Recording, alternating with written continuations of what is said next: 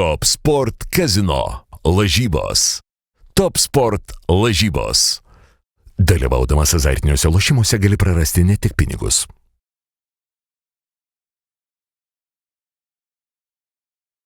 Ir žaidė ir treniravo kitą Panevėžio komandą ekraną. Iš esmės startinės sudėties žaidėjas, taigi vardinu Panevėžio komandos netektis, kurios tikrai yra didelės. Tanaka.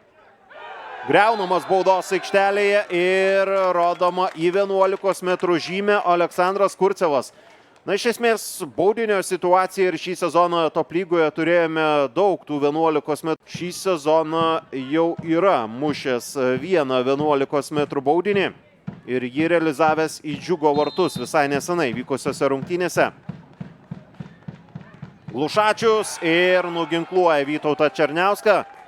1-0 Transinvest komanda veržėsi į priekį 11-ąją dvikovos minutę. Ir Jehoras Glušačius, nesvarbu kaip, bet muša jau 8-ąjį. Vytautas Černiauskas, čia viskas suprantama, komandos kapitonas. Matas Ramanauskas, Ernestas Viliulis, Ernestas Burzilauskas ir minėjau Dovydas Balsys. Viso labo jaunos 17-metis žaidėjas.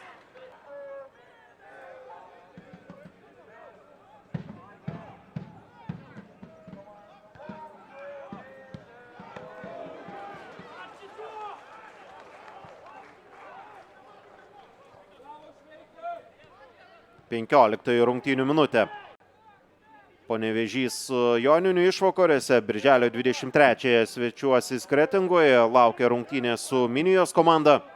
Pirmos lygos, kurią remia Top Sport lyderė. Čia Panevėžio proga ir buvo papildomos Transinvest komandos.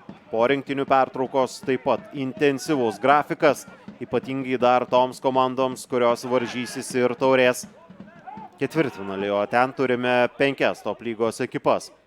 Čia Transinvest ataka, puikiai pasitvarko kamuolį Čavi Ausmendi ir tai yra įvartis. Šypsosi ispanas, šypsosi Tanaka, keliauja ir kiti komandos draugai. Čavi Ausmendi, ten reikėtų žiūrėti kartojimą, bet kaip puikiai susitvarkė ir atrodo viskas buvo pernelyg paprasta. Antrasis Transinvest komandos įvartis ir jau pirmajame kėlinyje Vilniaus rajono ekipa muša antrą įvartį. Keitėsi tos gynėjų pavardės, bet prie iškritusių žaidėjų bet kokiu atveju Transinvest komandos gynyba nesubirėjo, o čia Mantas Bertašius. Įsikabinęs į Emanuelis Kofi. Izakas Sasantė vienas pats įsiveržė į baudos aikštelę ir galiausiai atliko smūgį. Ir dar pakankamai neblogai ten nesuspindėjo tame gynybinėme epizode pirmajame kėlinyje prieš Čavį Ausmendį. Ernesto Burzulausko perdamas, Sasantės smūgis, čia jokio pavojaus Manto Bertašiaus ginamiems vartams.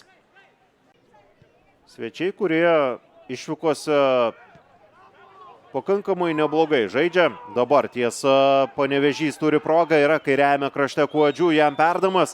Iškart prisistato 2 Panevėžio žaidėjai, o Mantas Bertašius prasileidžia kamuolį ir galbūt ši situacija suteiks vilties Panevėžio komandai. Tai yra įvartis.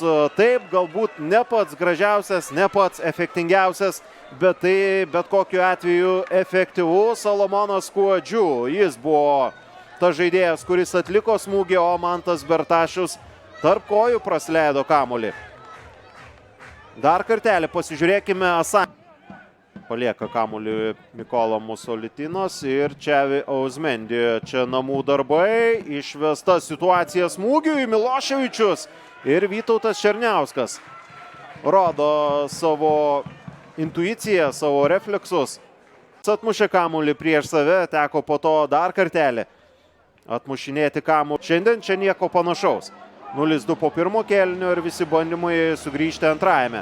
Tiesa, dabar Transinvest turi progą, Vytautas Černiauskas, dar vienas smūgis. Stefanas Miloševičius neišnaudoja geros galimybės virš skersinio ir tai reiškia, jog Vilniaus rajono Transinvest ekipa iškovoja pergalę, atsirevanšuoja savo varžovui už pralaimėjimą namuose pirmajame rate. Top Sport Casino lažybos. Top Sport lažybos. Dalyvaudamas azartiniuose lošimuose gali prarasti ne tik pinigus.